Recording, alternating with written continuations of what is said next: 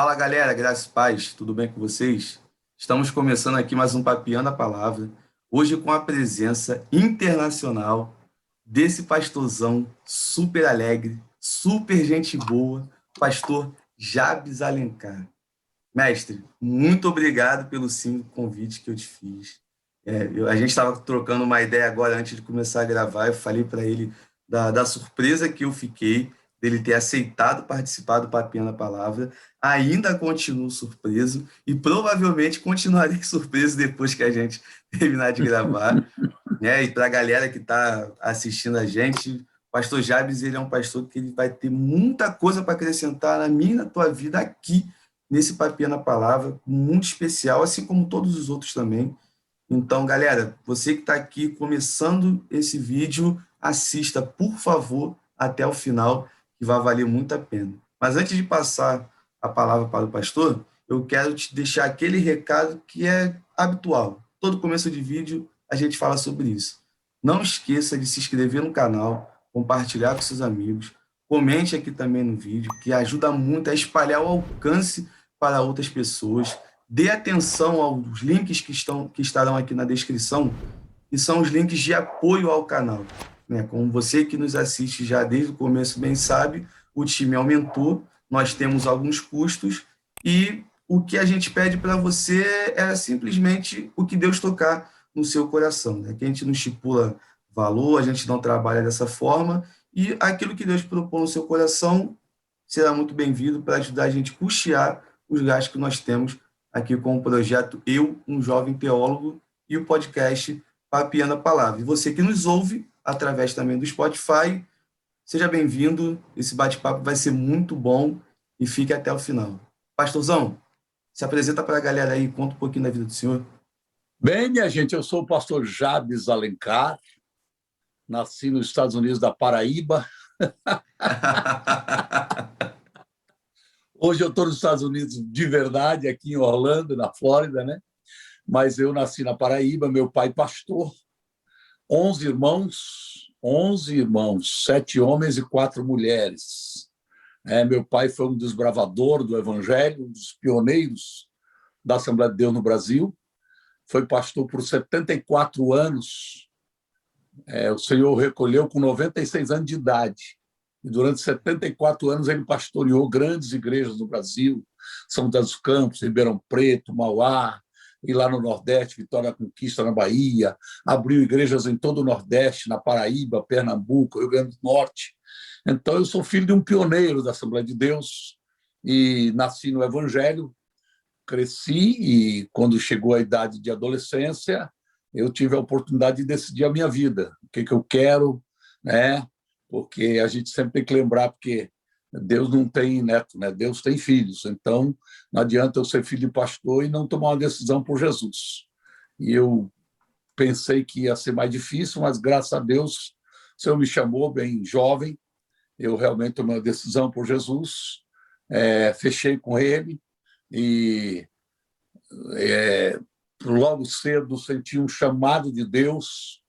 Na realidade, como membro de uma família grande, sempre a gente nunca passou fome, graças a Deus, mas sempre foi aquela coisa muito regrada, aquela alimentação, né? Mamãe trabalhava para ajudar a sustentar os filhos, sustentar a família. Era só um sapato, era só uma roupa, era muito difícil. Então, eu coloquei no coração que eu, quando desenvolvesse na vida, eu seria um sustentáculo para a família no aspecto financeiro. E eu me propus a isso, me dediquei logo cedo, estudando muito, trabalhando, pá. Eu já era subgerente do Bradesco quando comecei a ter sonhos, Deus me mostrando eu ganhando almas, Deus me mostrando eu colhendo frutas no cemitério, Deus me mostrando eu estendendo a mão para pessoas caídas. E meus irmãos já eram pastores, e eu, porque gostava muito de futebol, gostava muito de divertir, era chamado de a ovelha negra da família. Meu pai era aquele homem muito rígido, né? Apesar de ser um grande homem de Deus, mas foi criado naquela situação do Nordeste, do Evangelho muito não pode, não pode, não pode. Eu apanhei muito porque jogava bola, porque tinha amigos que não eram evangélicos e tal.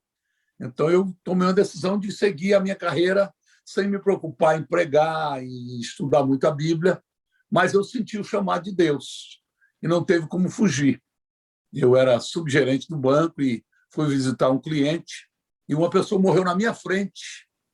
Quando essa pessoa morreu, atropelada por um ônibus, eu fiquei estático, parado, e veio uma pergunta: para onde foi essa alma?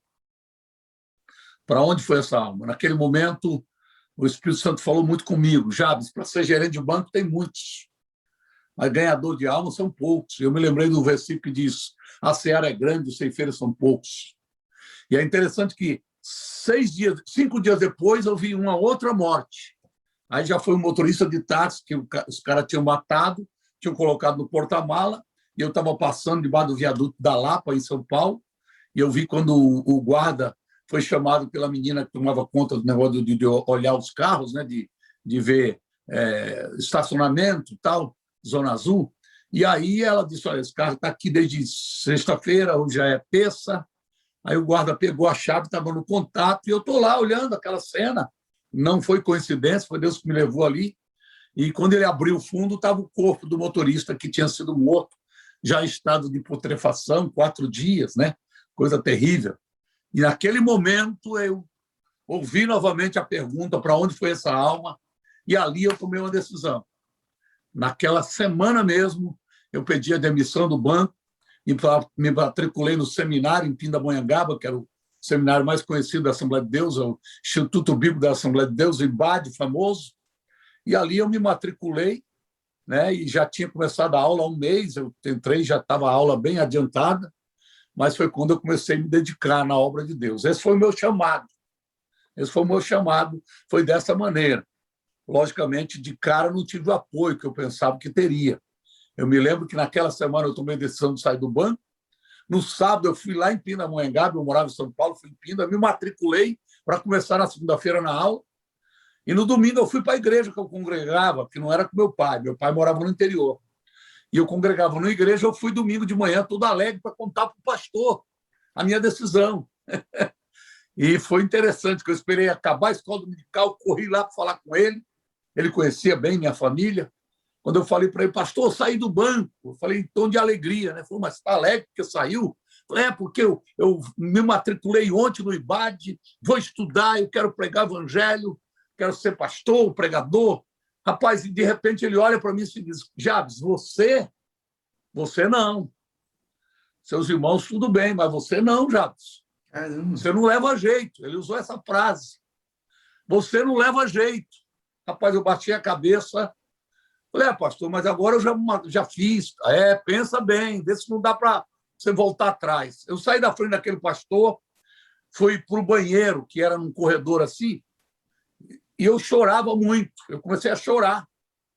Aquela voz ficou ecoando, né? Você não leva jeito, você não leva jeito. Mas, de repente, foi como se eu ouvisse literalmente, audivelmente, uma voz no outro ouvido dizendo: eu dou jeito. Eu dou jeito. Eu dou jeito. E ali foi uma paz para mim. Eu ouvi realmente Deus falando comigo: eu dou jeito. Então, esse é o meu início de ministério. Quando eu pensei que não tinha jeito, Deus disse: eu dou jeito. E isso é muito importante, porque a história de todos os grandes homens de Deus sempre vai passar por alguém que não acreditou. Sempre vai passar por alguém que, no mínimo, franziu a testa. Diz: você? E, às vezes, esse alguém é próximo, às vezes é um parente, às vezes é um irmão da igreja, às vezes é alguém que você está pensando que está, nossa, vibrando com você, e ele já está dizendo: olha, não boto fé em você. E, Rafael, eu aprendi na minha vida que é um prazer gostoso, é quando você consegue surpreender quem não acredita em você. Quando você surpreende quem não acredita em você, você se sente, sabe, vitorioso gás, mesmo. né? Você toma um gás, não no sentido de vingança, mas no sentido do prazer de você ver. Poxa, é Davi, né? É Davi que os irmãos não acreditam, o pai não acredita, o rei não acredita, o Golias não acredita, mas ele diz: você vai ver o que vai acontecer hoje. Por isso que eu sempre digo: é tão bom ter fé em Deus, mas é bom a gente botar fé na gente também. Verdade. Assim, isso que o senhor está falando, né, da sua experiência, no começo, do não apoio de pessoas próximas. É algo que eu confesso para o senhor, ainda que vá pro ar, a galera vai assistir, mas isso aí faz parte. Aqui é um momento, né, da gente falar abertamente. Eu passo muito por isso.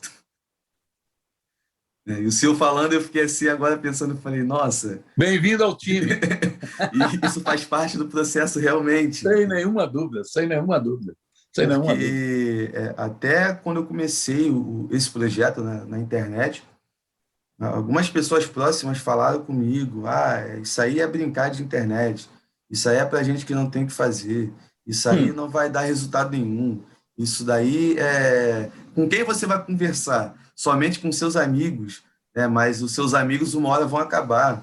E essa última palavra eu guardei, infelizmente, no coração durante um tempinho no começo. Eu só vou chamar os meus amigos, eu não conheço tanta gente assim no meio da igreja. E uma hora as opções vão acabar.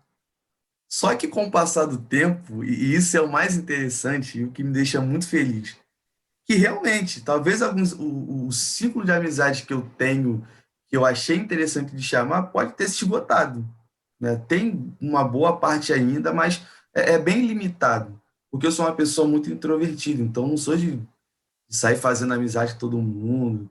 E esse projeto está me ajudando muito nisso, porque todo convidado que participa é algo maravilhoso de Deus. A gente consegue manter um contato. De vez em quando eu mando mensagem para um, só para perguntar como é que tá. Pô, e aí, como é que tá a vida? Não tá Legal. bem. E às vezes recebo uma mensagem do nada. Pô, assisti o vídeo X. Pô, Deus falou muito ao meu coração. Eu fiquei assim, falei, pô, cara, 500 anos de evangelho, o negócio que eu falei, Deus falou muito ao coração dele. E foi o que o senhor falou, e até um parente meu conversou com isso comigo sobre esses dias, essa situação. Ter fé em mim também. Ter fé que eu consigo fazer alguma coisa. Ter fé que isso aqui que está começando, uma hora vai ficar grande, sim. Não, grande no sentido do alcance de mais pessoas, do alcance divino. E eu até no começo eu vi muito número por número. Preciso alcançar 1.000 inscritos no YouTube para poder monetizar. Eu preciso alcançar não sei quantas horas, eu preciso não sei o quê. E eu comecei a trabalhar o primeiro mês com esse modus operandi, com essa cabeça. É número, é número, é número, é número. Só que depois eu entendi, não é somente número. Cada uma pessoa que assiste ali, cada um número que acrescenta, é uma pessoa que está ouvindo, é uma pessoa Perfeito, que está assistindo. E Deus vai perfeito. falar com cada um segundo a vontade dele, segundo a necessidade de cada um. Então, aí eu entendi o barato da coisa, como que a coisa funciona, e começou a dar certo, porque eu comecei a convidar gente que eu nunca imaginava trocar ideia.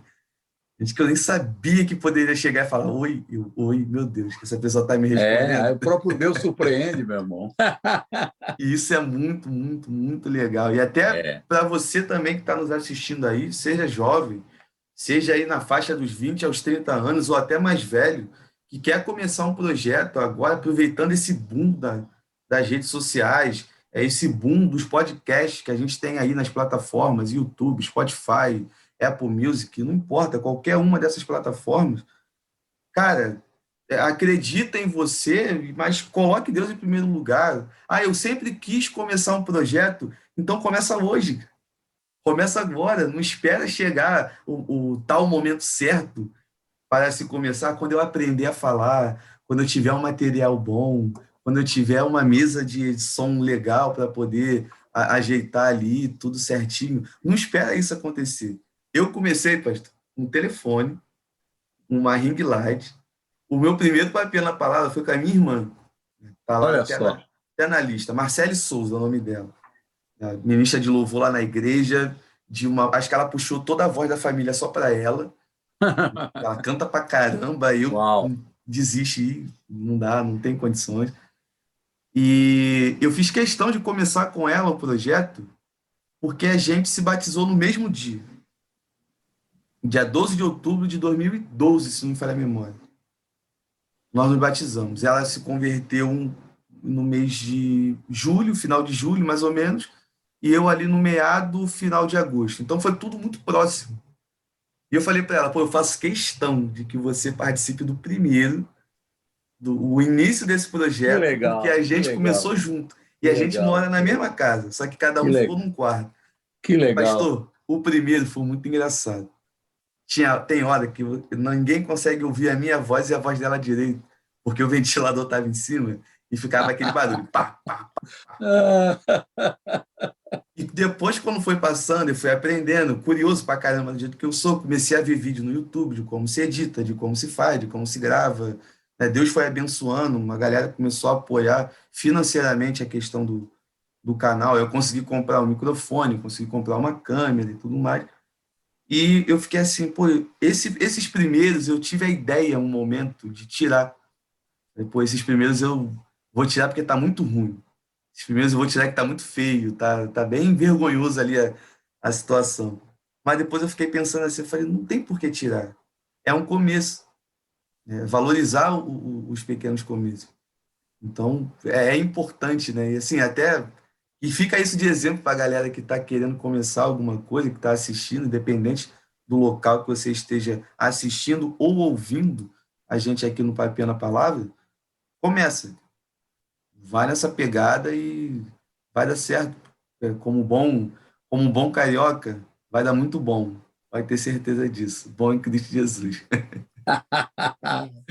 Pastorzão, aproveitando aqui a nossa oportunidade, né? O senhor é uma pessoa que eu acredito que tem idade para ser, claro, meu pai, meu avô, né? O senhor deve ter aí uns 50 anos, 60 anos mais ou menos, 63.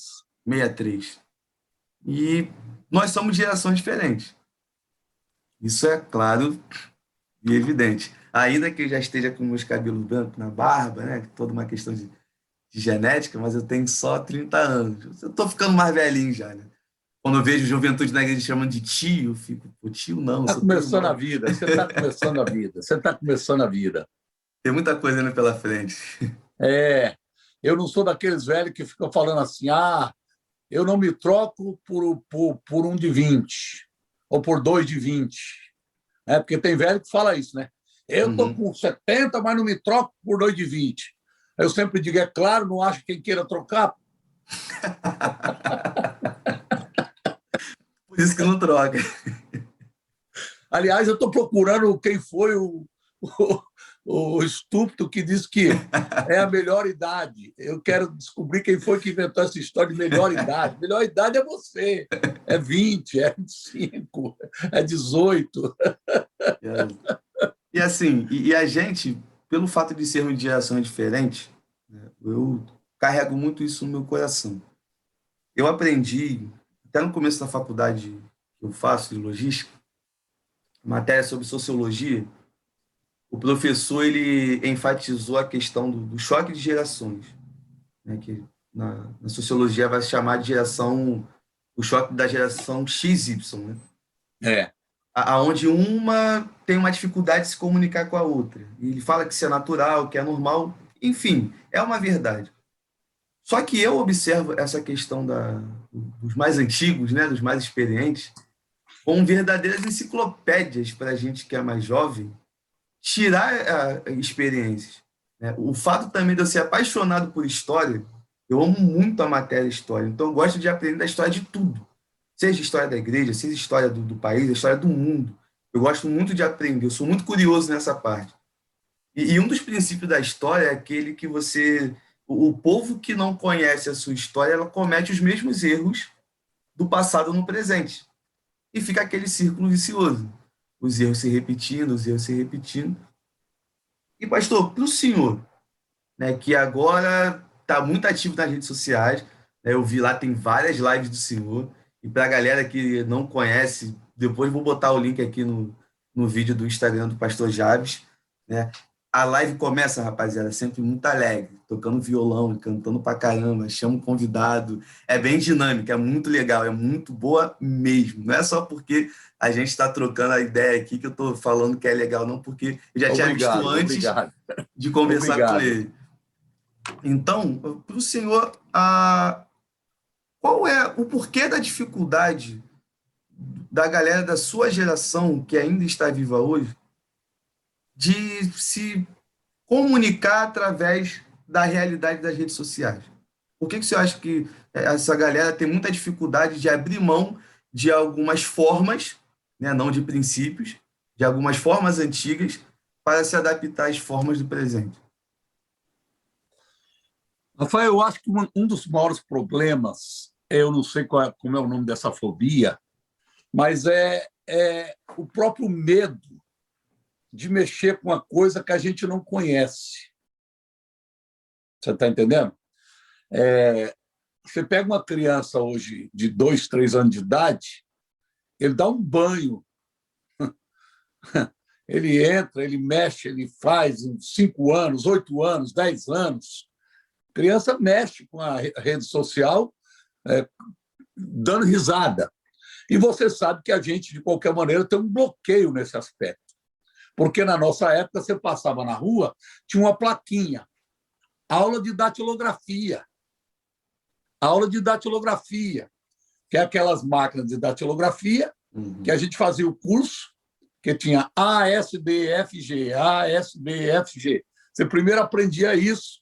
Então, quem tinha o curso de datilografia, você vai fazer uma entrevista de emprego, a primeira pergunta que tinha é essa: curso de datilografia?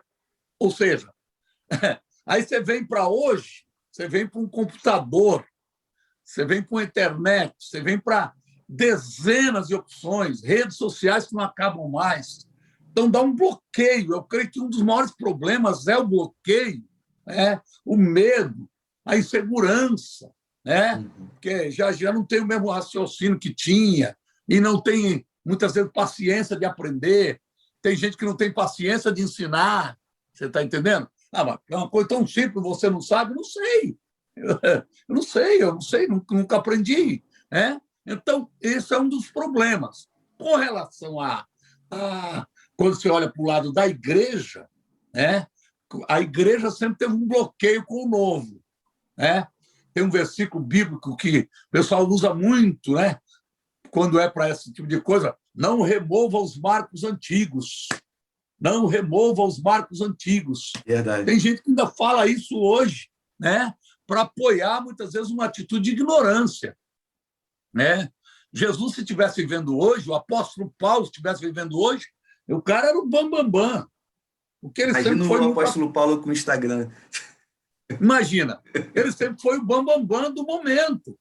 Você pode ver que até ele já teve problema com a geração anterior dos apóstolos. Sim. Ele fala que só vai ter com os apóstolos 2 anos depois, que ele foi rejeitado, ele chegou com uma mensagem nova, ele chegou com uma visão nova, sabe, com abertura dentro daquele contexto judaico. Então, sempre que o novo aparece, muitas vezes há um bloqueio dos velhos. Esse é o aspecto que há. Você sabe, por exemplo, uma vez eu estava conversando com meu pai e falou: meu filho, como eu me arrependo. Quantas pessoas eu excluí porque usavam rádio. Caramba! Olha só. Eu olhei para o meu pai falando aquilo para mim e falei: meu Deus. Falei: é mesmo, papai? Meu filho, quantos eu excluí da igreja porque usava rádio? Aí eu, na frente dele, olhando para ele, falei: papai, o que é isso ali que está na frente da gente? Era um tremendo aparelho de som e tal. Então, depois foi a televisão, né? Aquele bloqueio para a televisão, que é o caixão do diabo, é não sei o quê. Hoje é a internet. Hoje é a internet. Então, esse é o grande problema. Né? Eu acho que essa aceitação, tanto de um como do outro, é algo muito importante. Tem um texto que eu gosto muito no livro de Reis, quando Eliseu tem uma escola de profetas, ele tem um seminário. Eliseu dirige um seminário. Aí um dia os jovens alunos chegaram para ele e disseram: o profeta, o lugar está pequeno, a gente precisa construir uma casa maior, precisamos construir um seminário maior. Aí ele falou: vocês vão então lá para o Jordão, pega madeira, corta a madeira e constrói um lugar maior. Quando ele falou isso para eles, eles falaram: nós só vamos se o senhor for com a gente. Foi muito interessante. Eles valorizaram a presença do velho profeta. Sim. E o que acontece? Quando chega lá, tem aquele episódio que o Machado desprende da madeira e cai. Quem que resolveu o problema? O velho, o profeta. Ele perguntou onde é que caiu. Vai falar, foi ali. Aí ele deu a solução, ó, joga madeira que vai flutuar. Aquilo ali é o típico da importância das duas gerações. A geração nova,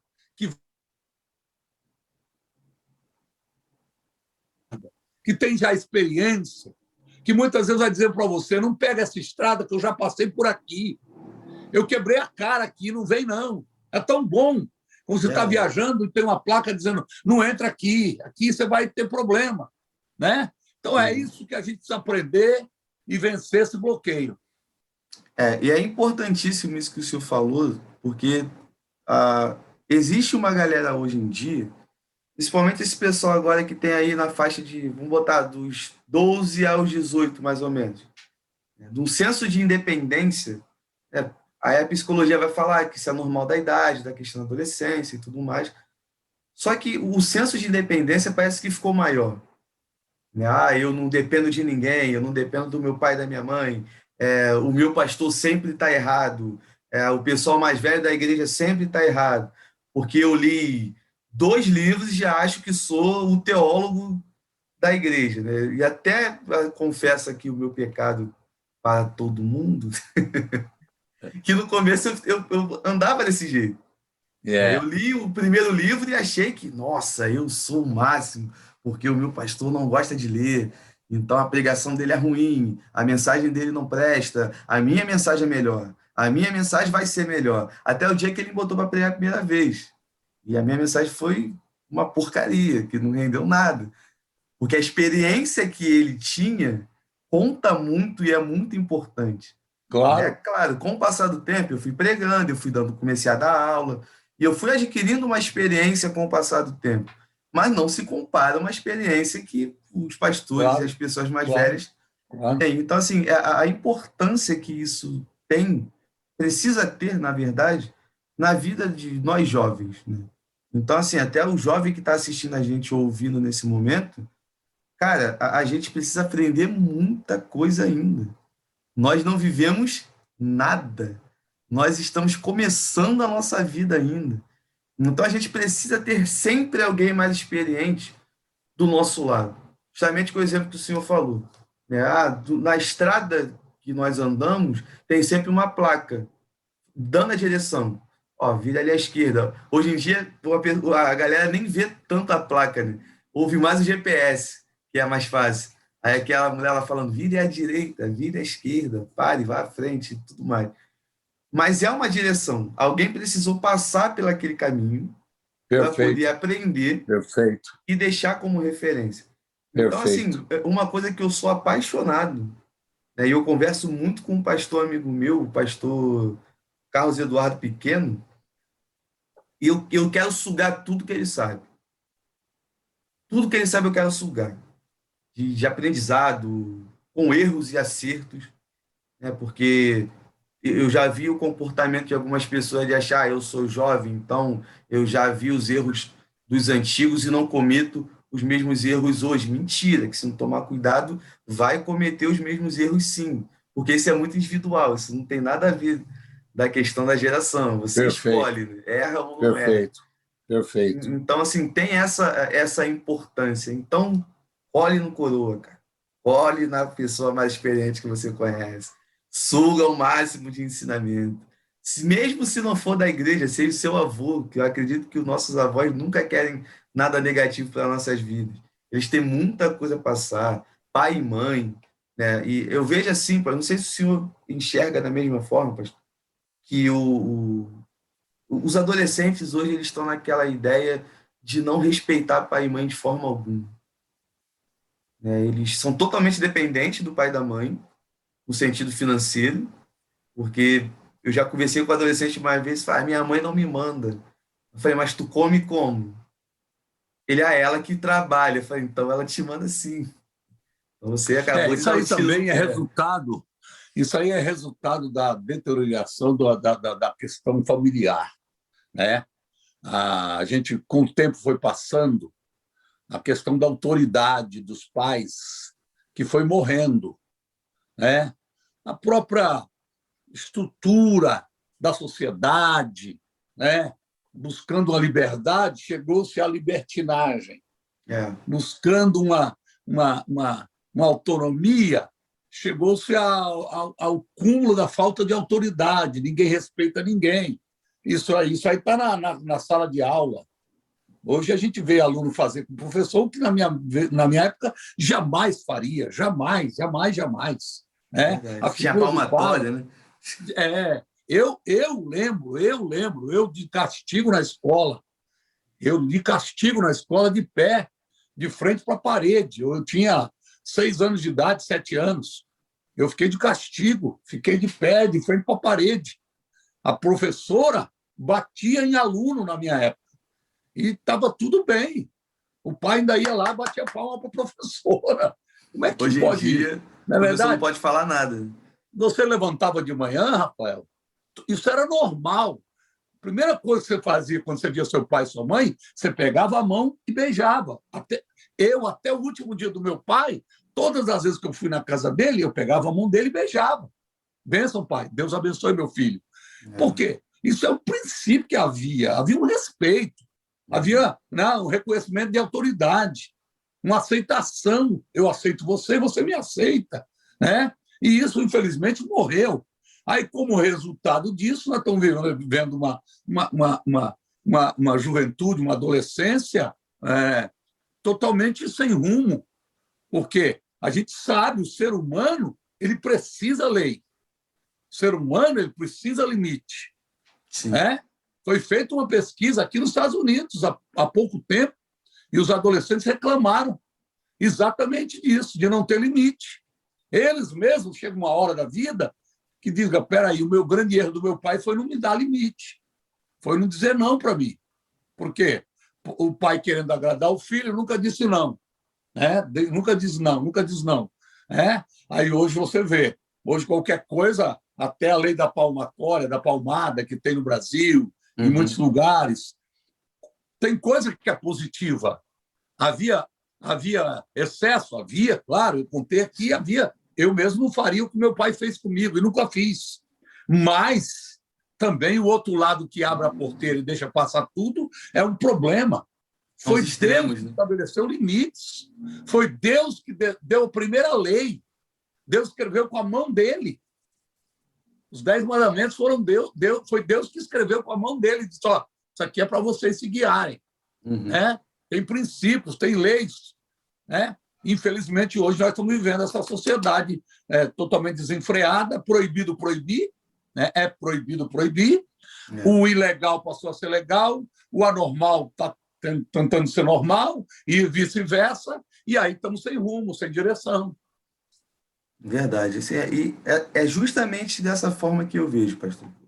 As famílias no nosso mundo estão muito sem rumo. Exato. Hoje é o filho que manda no pai e na mãe. Exato. E da minha geração, isso já começou a acontecer. Eu tenho 30 anos, mas eu me recordo que no começo da minha adolescência eu já vi alguns amigos que queriam mandar nos pais. Eu tive uma época que eu fui criado pelo meu avô e a minha avó, pai e mãe separados, que eu queria bater de frente. Já cresci, agora você não me bate mais. E recordo até hoje, da vez que a minha avó tentou me bater, eu segurei no braço dela. Falei, não me bate que eu não sou mais nenhuma criança. Aí o meu avô viu. E ele veio. Aí eu também não deixei. Só que eu esqueci que meu avô sabia usar a vassoura. Então, já que não via na base da mão, vai na base da vassourada. E quando fazia besteira, apanha. Fazia besteira, apanhava.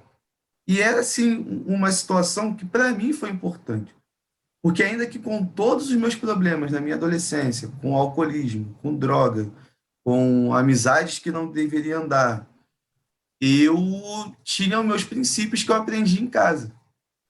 Então, quando eu me via numa situação diferente na rua, por exemplo, já situações de sair, gente que estava comigo falava, vamos sair para roubar agora para poder manter um dia aqui no baile?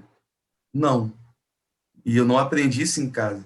Eu aprendi a não mexer tanto no que é meu. Perfeito. pai policial Perfeito, também, tudo mais. perfeito. Então tinha aquela rédea, né? Ainda que o limite não fosse tão grande, mas existia um limite. Mas eu vejo que a geração que veio depois já chegou sem limite nenhum.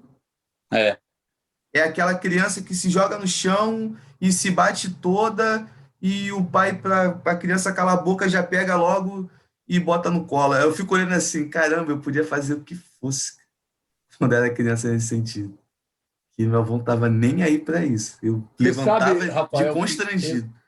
há pouco tempo atrás eu vi uma cena num consultório que eu estava aguardando a minha vez.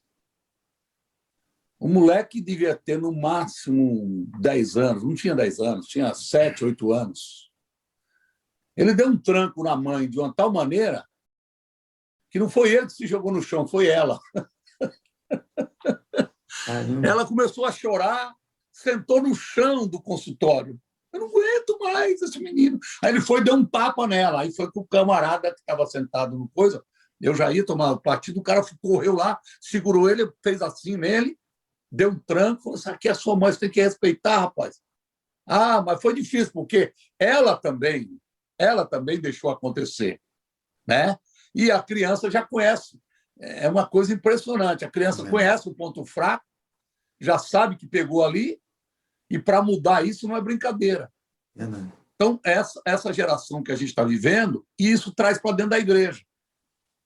Aí, dentro da igreja, o que vai acontecer? Essa autonomia que vira libertinagem, falta de respeito, né? E aí é um prejuízo terrível. E essa estrutura está corroendo toda a estrutura, todos os princípios morais, né? Morais, éticos, espirituais. Por isso que a gente está vendo essa geração sem rumo. Verdade. Onde é proibido proibir, e se você não concordar com a situação, você é tido como retrógrado, você é tido como cafona, como um cara que está fora da moda e tal, sendo que tem princípios, tem base. Eu acho muito interessante quando Adão peca, Adão e Eva, eles pecam, Deus chega no Jardim do Éden, porque graças a Deus que Deus nunca nos abandona, Deus vai no Jardim do Éden, chega lá, Adão já tinha tentado fazer roupa para eles. A Bíblia diz que ele tentou fazer roupa com folha de figueira, folha de árvore. Porque ele tinha consciência. Ele tinha consciência. Deus colocou em nós uma coisa chamada consciência, que alguém chama de um cachorro que late. Quando você faz a coisa errada, o cachorro late. Verdade. Tá É verdade ou não é? O cachorro late. Então Deus colocou, Adão correu, foi tentar botar roupa. Quando ele olhou a Eva pelada e ela olhou para ele pelado, quer dizer, isso é uma coisa natural. Né? Esses princípios não podem morrer. Não podem morrer. Isso tem que existir, continuar. Porque senão nós vamos mergulhar no caos. Aí não tem recuperação. É bem isso, né? Mas, assim, sobre a questão disso se transportar para a igreja, né? Eu acho que está muito atrelado também, que parece que os pais de hoje em dia, e aqui até deixando uma observação para você que nos assiste, eu já toquei nesse assunto uma vez, sobre a questão da terceirização da educação, né? Que é algo que é muito presente aqui no Brasil, e acredito que está presente no contexto a nível mundial. E de algumas pessoas falarem para mim: você fala isso porque você não é pai, porque você ainda não tem filho. Então é muito fácil falar quando você não é. Só que isso são princípios, né? O que eu aprendi de ser pai é que a responsabilidade da educação do meu filho é minha, e não da escola, não é da igreja. E quando isso chega na igreja é muito complicado, porque a gente vê um monte de adolescente que quer fazer um monte de besteira, um monte de jovem que quer fazer um monte de besteira, e você quer chamar para conversar da forma mais natural possível, da forma mais leve possível. E é claro, a forma que se conversa com um jovem, com certeza ela vai ser um pouco diferente da forma que se conversa com alguém mais maduro, né? Você precisa entender um pouco a linguagem, precisa entender um pouco o momento, né, que eles estão vivendo, do que está na moda, do que eles estão conversando na escola. E isso me dá muito mais trabalho do que fazer um trabalho da faculdade, ter que ficar atualizado nas gírias, ficar atualizado dos termos que eles estão falando para poder entender quando vier conversar comigo. Verdade. E eu vejo que está tudo muito largado. O pai e a mãe quer chegar na igreja, chegar para o professor de escola bíblica dominical, ou para a liderança de juventude, ou do ministério infantil, e pegar e sentar aqui, meu filho, cria para mim. É porque eu tenho muito trabalho, eu preciso trabalhar de segunda a sábado, eu não tenho tempo para nada e tudo mais, mas cria para mim, o filho. Só que esse não é o papel da gente que está ali na igreja. Esse é um papel do pai e da mãe. E isso é muito importante se destacar. Você sabe que um dos problemas na pandemia agora, eu quase não acreditei quando eu assisti uma live, o cara estava botando pessoas ao vivo lá na live, e uma senhora entrou e disse que o maior problema para ela na pandemia foi que ela teve que ficar com os filhos dela. Falou, agora eu não posso levar meu filho lá para casa da minha mãe, ou seja, para a avó cuidar. É. Olha que loucura. Ou seja, estamos terceirizando algo que jamais podia ser terceirizado. Verdade. Jamais. Não é a escola, não é a igreja, não é a avó, não é o tio, não é o colega. Quem tem autoridade, quem Deus deu esse privilégio, né? Que está bem ali explícito no Salmo 127, no 128, né? O pai tomando conta, a mãe, os filhos. Então, isso é uma pena que tem acontecido e está cada dia pior, né? E aí, que geração que a gente vai colher, gente? Como é que vai vir isso? Como é que a gente vai transferir, né, o mundo para essa geração carregar como? Se não há mais princípio de autoridade, de respeito, né? Não há mais princípio de aceitação do papel de cada um tem um papel. Verdade. Então, isso é muito sério, triste. Eu tenho muito medo assim de como vai ser o tempo na hora que eu tiver que criar meus filhos. Eu confesso para o senhor que eu tenho muito medo mesmo. Só a graça de Deus mesmo, só a graça de Deus. Porque eu digo, ainda que em casa, eu com certeza tenho a ideia de se levar com toda a orientação, porque até para a galera que está assistindo, né, você pode ver o cenário, alguma coisa de super-herói misturado com coisas evangélicas, uma camisa do Cavaleiro do Zodíaco. E tem gente que fala, você não é tão crente assim, mas eu prefiro. Mas a minha vida, eu procuro pautar ela 100% segundo a palavra de Deus. Então, os princípios que eu pretendo passar para os meus filhos são os princípios bíblicos.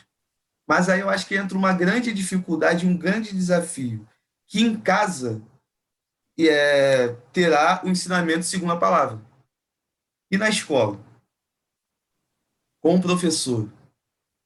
Tem professor hoje aí que, ao invés de orientar, está desconstruindo ideias que as crianças aprendem dentro de casa. Entendeu? O papel Mas você do professor também comigo não é que se esse. uma criança ela cresce sob a autoridade e orientação dos pais, confiando que o pai é a pessoa que vai ter autoridade, confiando que os pais são as pessoas que têm condições de ensiná-la.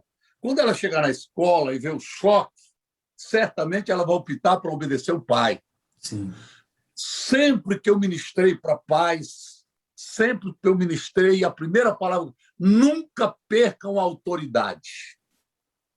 Eu nunca aceitei essa história de criança, de adolescente peitar os pais. Eu com 53 anos, 55 anos, eu jamais disse um não para o meu pai. Até o último dia de vida dele, quando eu já tinha 55 anos, eu jamais disse um não para o meu pai. Meu pai dizia sempre isso. Ei, você pode estar velhinho, e eu mais velho, mas você não diz não para mim, que eu sou seu pai. Isso é autoridade. Então, olha, minha mãe não era brincadeira. Nós fomos em 11. A gente sentava tudo junto na igreja, aí daquele que fizesse graça. Chegar em casa, o pau ia quebrar. É só aguardar, né? Às vezes ela não esperava nem levar para casa.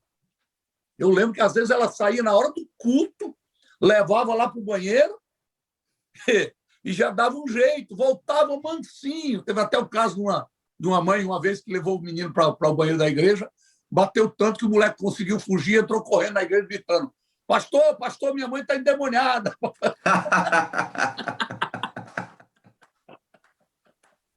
Pastor, minha mãe está lá no banheiro endemoniada, me socando, né?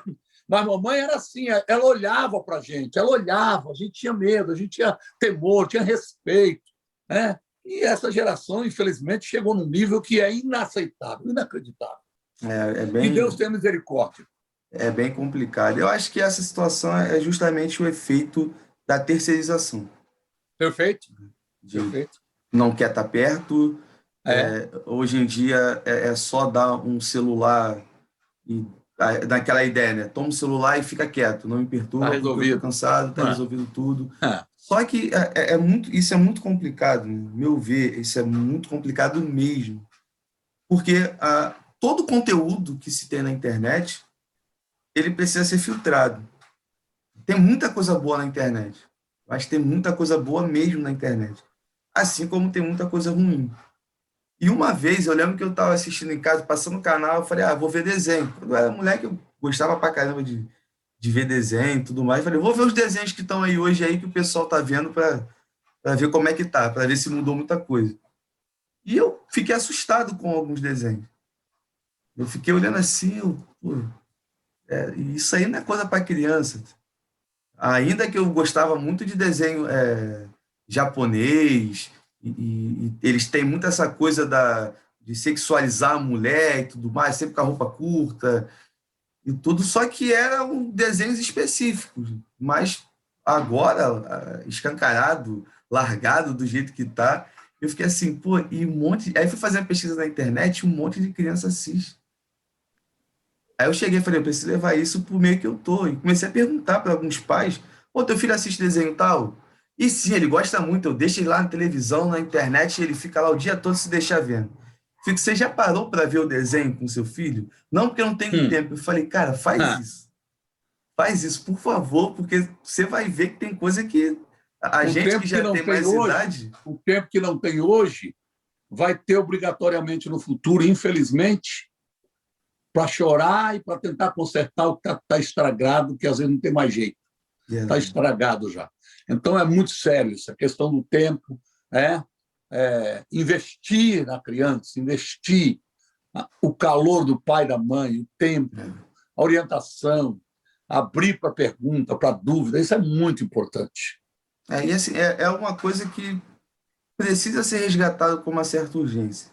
Verdade. Precisa ser para ontem. A palavra é essa mesmo, certa urgência. É isso mesmo. Porque até já chegando na casa aí dos adolescentes sobre a questão de sexualidade, o sexo ainda é um grande tabu de se conversar dentro de casa.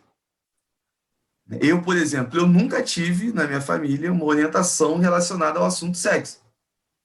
E a maioria dos meus amigos a gente nunca tinha. A gente aprendeu as situações ali entre amigos. E é a pior forma de se aprender sobre o assunto. Perfeito, perfeito. É a pior forma de se aprender. Mas isso sempre foi tabu, viu, Rafael? Isso sempre foi tabu. Eu jamais, meu pai parou para falar nada disso. Para mim, jamais, jamais. Então, se a sua geração já não falava, imagina a minha e a anterior e a anterior. Sempre foi tabu. Até no meio, chegava ao absurdo de, no meio evangélico, por exemplo, no nosso meio, quase ter uma coisa assim, cultural de que sexo é coisa do diabo. Então, era um bloqueio muito grande. Né? Eu já ouvi pastor falando isso já. Como é que você vai tocar num assunto desse? Né? Eu sou um dos maiores amigos do Cláudio Duarte, e a gente conversa muito sobre isso, a gente brinca muito, e ele foi um cara que Deus usou para trazer esse assunto à baila, né? De uma forma irônica. De uma forma que só ele sabe trazer. Né? Só ele, não adianta tentar imitar, que é ele, né? Mas ele ajudou a quebrar muito esse bloqueio que havia, porque sexo é Deus que fez, não é o diabo.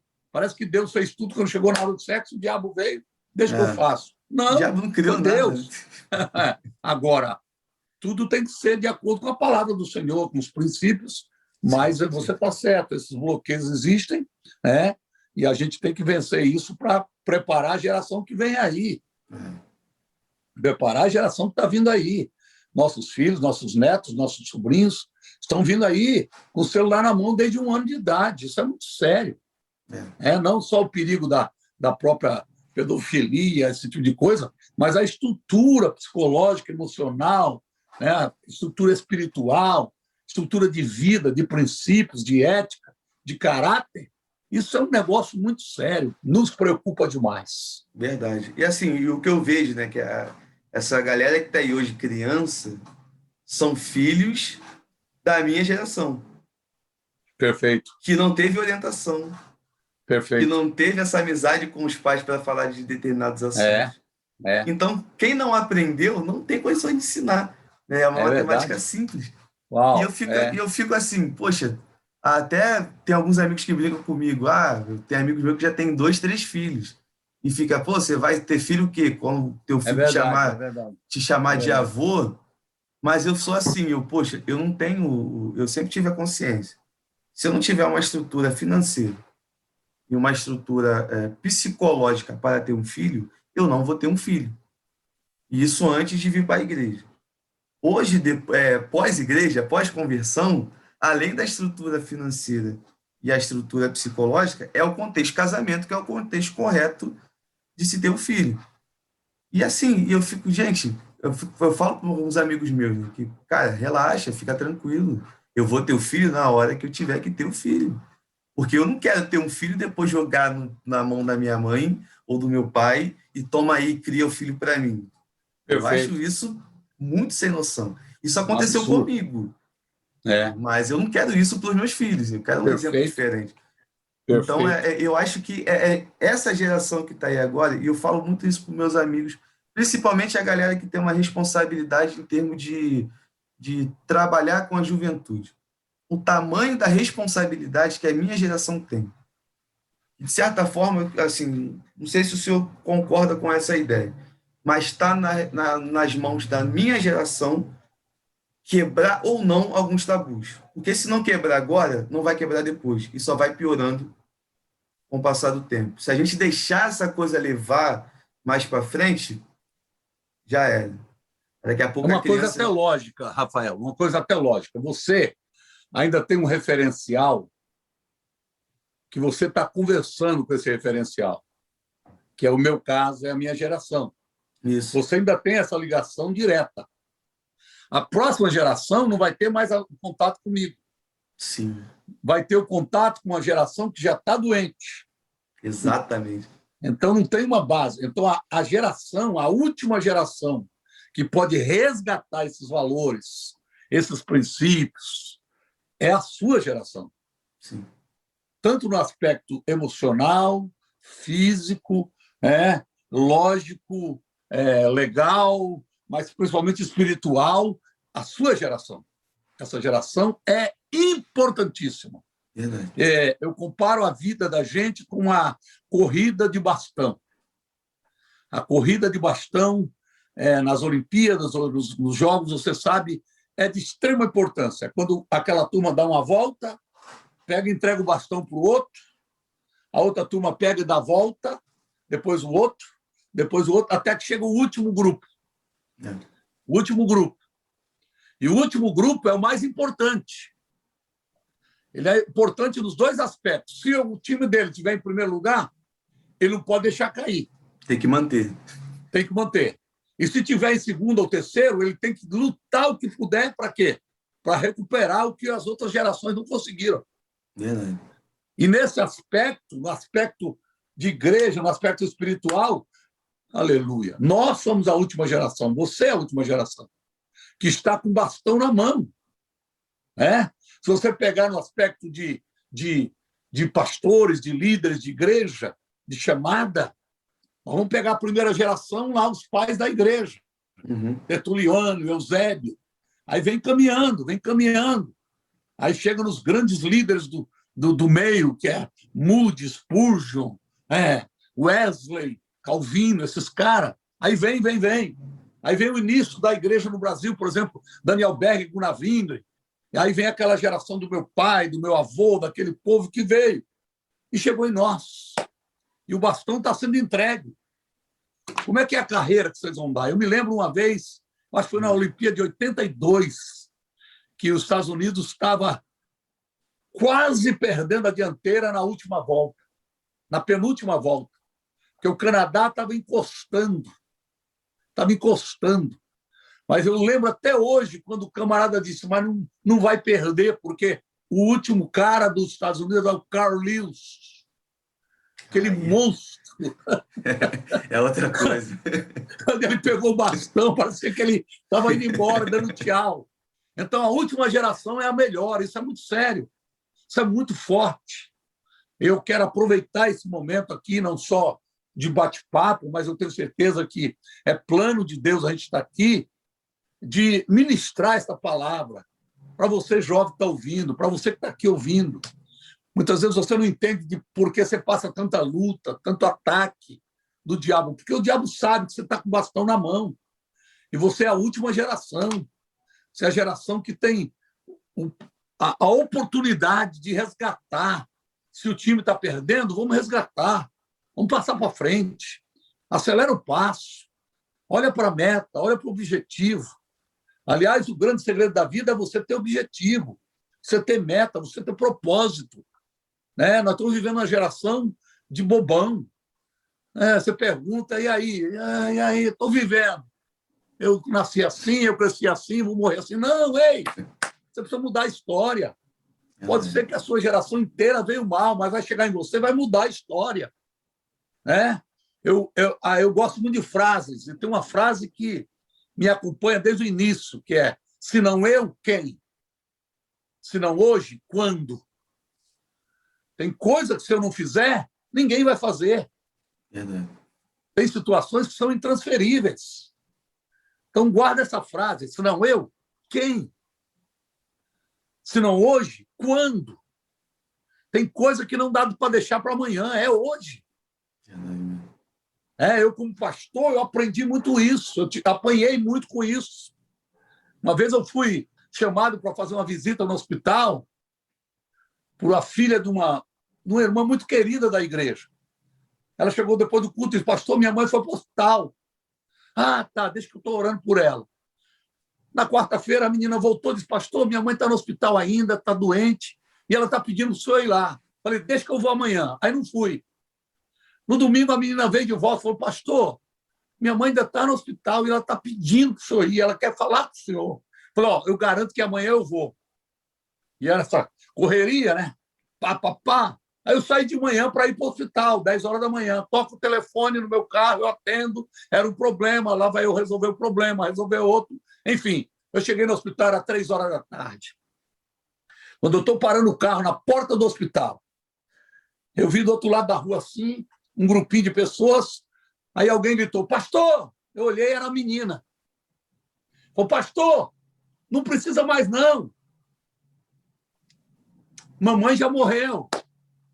Cara, você imagina o que é para mim receber isso? Eu corri, dei um abraço, comecei a chorar com ela, pedindo perdão. E para a coisa pesar mais ainda, ela pega um papelzinho assim e diz: ó, minha mãe escreveu para o senhor. Minha mãe escreveu para o senhor e deixou para o senhor aqui. Aí tem até hoje esse papelzinho. Ela mandou uma mensagem para mim, que me amava, que eu fui o melhor pastor da vida dela. Beijo, a gente se encontra no céu. Cara, isso é muito forte. Eu não podia ter deixado para outro dia, era naquele dia de manhã, era na semana anterior. Então, tem coisa na vida que não dá para deixar para amanhã. Tem coisa na vida que você não pode transferir para o outro. Se eu mandasse, e aliás, eu mandei. Aliás, foi um presbítero lá visitá-la, mas ela queria eu. Não podia transferir. Então, que cada um aqui tome atitude. É hoje. Cuidado com esse espírito de procrastinação. Vou fazer amanhã, vou estudar amanhã, vou mudar amanhã. Não, é hoje. É hoje. Se eu não fizer, alguém faz. Não, quem vai fazer é você. Deus escolheu você. Deus tem surpresa para você. Deus tem projeto com você. Então, que você possa tomar essa atitude e lembrar sempre dessa frase: se não eu, Quem?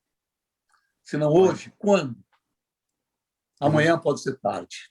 Vou confessar para o senhor aqui que essa breve ministração, né, da palavra, do ensinamento, tocou muito ao meu coração, porque foi um reforço do que já falaram para mim quando eu comecei, né, esse projeto.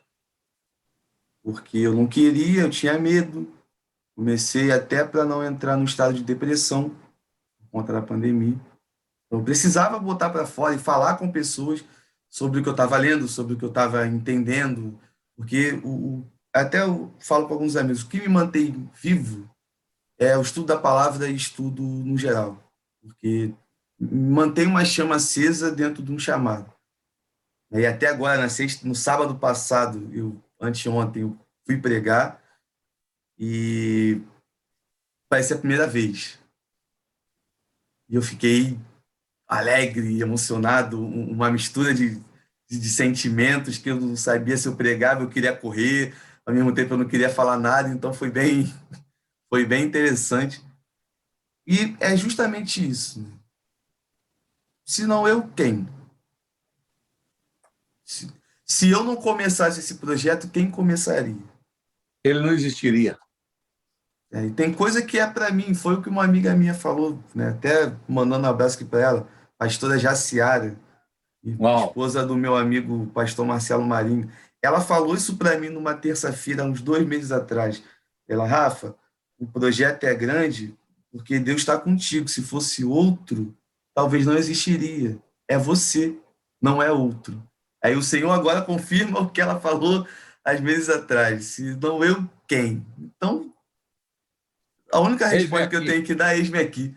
Não tem outra coisa para falar.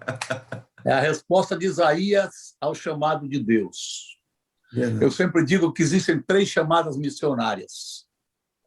Existem 3 clamores. Um na terra, outro no inferno, outro no céu. Na terra está escrito ali em Atos 16 que Paulo e Silas tiveram uma visão. Paulo teve uma visão, apareceu um varão da Macedônia e disse, passa a Macedônia e ajuda-nos. É o mundo que está clamando. É o clamor da terra. Sempre tem alguém, tem um vizinho, tem um colega que está clamando. Muitas vezes a gente não está ouvindo o clamor. No inferno, se alguém que já foi para lá pudesse, voltaria aqui e dizer para você, por favor, não deixa meu parente vir para cá, não. E Jesus contou uma parábola que ilustra isso, Sim. do rico e Lázaro. Quando o rico vai para o inferno, ele diz, Jesus, manda alguém lá na minha casa. Pai Abraão, né?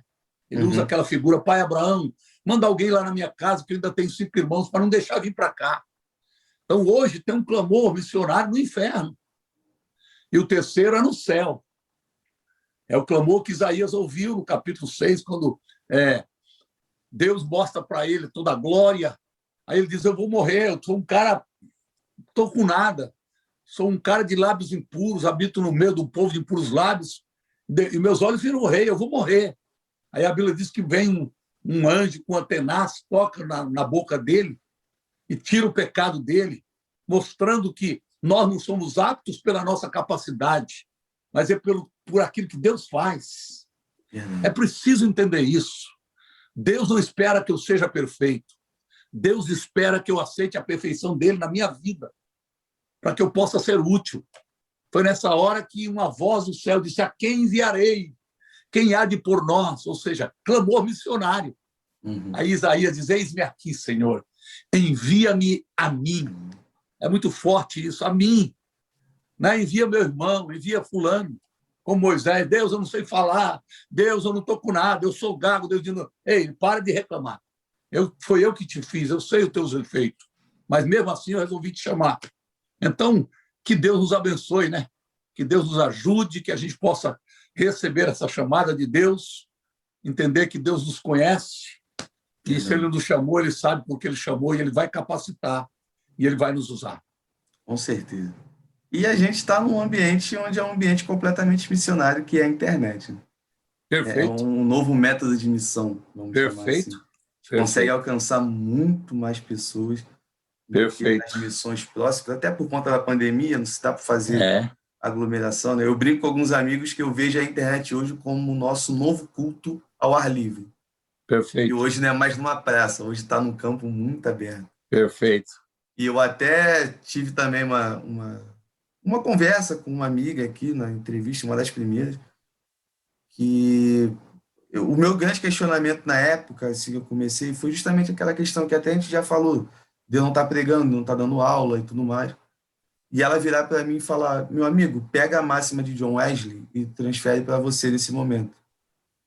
Se aqui está fechado e ali está fechado, saia, né, no sentido de vai ao mundo e exclama para todo mundo ouvir. O mundo É, é minha paróquia. Aí ela falou: mas muda aí, a internet hoje é a minha paróquia. minha paróquia. E a gente vai levando o evangelho, é claro, né? Eu sempre gosto bem de pontuar para as pessoas, até para não dar uma margem de, como algumas pessoas já falaram, que agora eu vou virar membro da igreja da internet, não mais da igreja física. Tem gente que fala essas besteiras, né? Eu trato o projeto não como o ministério, mas uma extensão do ministério, uma forma de Perfeito, se propagar o ministério.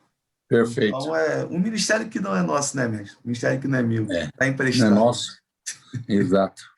é do mestre, e isso é maravilhoso. E aqui, assim, para a gente terminar, uma outra coisa que eu queria pedir para o senhor, na verdade, é que o senhor deixe um conselho para nós, jovens pregadores, né, que temos uma responsabilidade muito grande de propagar o evangelho da palavra, né? E não o evangelho adulterado, não o evangelho cheio de eu acho, mas sim o evangelho está escrito, né? Deixa um conselho para a gente aí, o que, que o senhor orienta a gente a fazer?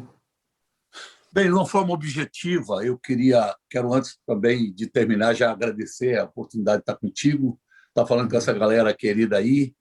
Logicamente, a gente muitas vezes esbarra até na linguagem, que já ultrapassou.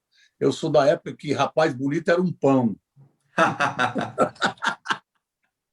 Agora é gato e agora não sei mais o que é. Já passou de pão para gato e de gato, não sei para quê, né? A linguagem vai mudando. Mas há coisas que não mudam. Né? As grandes perguntas da vida quais são? De onde vim? Onde estou? Para onde vou? Quem sou? E o futuro? E essas perguntas a gente tem que responder em vida, tem que responder agora. Eu tenho para mim, sempre tive isso e sei da minha experiência que é uma realidade. Deus tem um propósito para cada vida. Ninguém está passando por essa vida à toa. Deus tem um propósito para cada um. Uma das coisas mais lindas é você tentar descobrir qual é o propósito de Deus na sua vida. Aquilo que Deus te chamou para fazer, Paulo aconselhou Timóteo. Faz conforme as tuas forças. Cumpre a obra de um evangelista para Timóteo. Então, cada um tem que buscar de Deus um propósito. Não viva sem objetivo, sem meta, sem propósito. Tem um caso muito lindo na Bíblia dos 4 que levaram o paralítico até Jesus. Os caras pegam um paralítico e, por amor a ele, eles fazem um projeto de levar aquele homem até Jesus. Estabeleceram uma meta, um objetivo, um propósito. Aí agora vamos colocar em prática isso. Para fazer isso, você tem que trabalhar. Você tem que buscar cama. Você tem que carregar o camarada, vai cansar. Então, a primeira coisa é ter propósito. Segunda, mãos à obra. Tem gente que vive só sonhando em fazer e nunca faz. Eu gosto da frase que diz assim: planeje o seu trabalho e trabalhe no seu plano. Não é só planejar, é trabalhar no plano. A Bíblia diz: vai ter com as formigas, ó preguiçoso. Então é hora de botar a mão no arado, trabalhar. Os camaradas pegaram, cada um pegou de um lado e carregaram o paralítico. Se expuseram nas ruas de Cafarnaum ao ridículo. Que é isso? O que vocês estão fazendo? Machucar a mão, isso é trabalho. Né? De repente, cansou, de repente, machuca a mão, vai sangrar, vai parar? Não. Vamos perseverar. Essa é uma chave profunda em qualquer área da vida, a perseverança. Eu tenho um objetivo. Eu me matriculei com 52 anos na faculdade de Direito. Bom, maneiro. Aí, quando eu estava com mais ou menos uns 6 meses, eu cheguei onde eu tinha uma rádio em São Paulo, com mais 3 sócios. Aí eu cheguei, eles não sabiam que eu estava lá fora. Eu vi os 3 conversando, dando risada, falando: eu duvido que ele chegue em 7 meses. Estavam falando de mim, que eu não chegaria em 7 meses na faculdade. Aquilo, para mim, foi um combustível tremendo. Falei, eu nem queria mais fazer, mas agora eu vou fazer até o fim, só para provar para eles que eu faço. Então, a perseverança, esses desafios, né? A estrada do sucesso é cheia de estacionamentos. Não pare. Siga em frente. Né? Aí chega uma hora que parece que aparece o impossível, parece que não dá mais. Todos nós, em um momento da vida, vai parecer um momento que parece que a coisa chegou num ápice, no cúmulo, não dá mais. Né? Foi o que aconteceu com esses 4, quando chegaram na frente da casa. A casa superlotada, não abriram espaço. Ninguém ficou com dó deles. Ninguém considerou o fato deles terem trazido o camarada de longe. A Bíblia diz que não abriram. Aí eu gosto sempre de dizer uma coisa. Quando aqui você na horizontal não está conseguindo, dá uma olhada na vertical. Eles olharam para cima e viram uma brecha, uma oportunidade. Se a gente subir esse camarada pelo telhado, a gente coloca lá onde Jesus está. É nunca desistir, gente.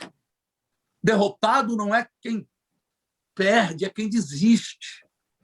Derrotado é aquele que olha para uma dificuldade e diz, não dá mais. Com Deus sempre dá. E eu gosto de colocar aqui uma coisa muito importante. Nós temos um elemento em nossa vida que o mundo não conhece, que é a fé. Quando as coisas não dão mais, coloca a fé. E aí entra o tema da mensagem, a fé não recua, arranca o telhado. Arranca o telhado e coloca o homem lá na frente de Jesus. Então, descobrir o propósito de vida. Colocar as mãos à obra. Perseverar. Buscar sempre estratégia de Deus. Hoje, as grandes empresas estão pagando por ideias. Por ideias. A mente está sendo usada muitas vezes 3%, 5%. Né? Aquela velha história, a mente vazia é a oficina do diabo. Cuidado. Enche a tua mente com coisa positiva. A internet hoje, você chega no Instagram, no YouTube, você tem todo tipo de curso que você imaginar. De graça. Verdade. De graça. Então, por que não fazer? Cuidado com a sua hora livre. Cuidado com essas séries da Netflix que engolem você, te enganam. Você termina uma, começa a outra, termina uma, começa a outra, e o seu tempo é precioso. Gaste o seu tempo com algo que vale a pena. Esse é o meu conselho. Busque o propósito de Deus na sua vida. Jamais, jamais abra mão de uma profunda intimidade com Deus. Nunca troque Jesus por nada. Nunca abra mão do seu relacionamento com Deus. Piso no acelerador. Amém. Vamos em frente. Eu uso uma frase que, durante 25 anos, eu fiz programa de televisão e eu terminava com essa frase: recuar jamais, parar nunca, avançar sempre. Esse é o meu lema de vida e esse é que eu deixo para cada um aqui. Amém. Viu, galera que está assistindo aí, ó, que é mais jovem, conversar com mais experiente é bom demais, cara. A gente aprende muita coisa. Pastor Jabes, muito obrigado de coração por ter aceitado o convite. A gente está participando aqui do Papiando a Palavra. Com certeza vai agregar muito a vida de muita gente, assim como agregou muito a minha vida. O nosso bate-papo, uma coisa ou outra que o Senhor falou é resposta de oração. Então, que Deus continue te abençoando, que Deus continue te usando.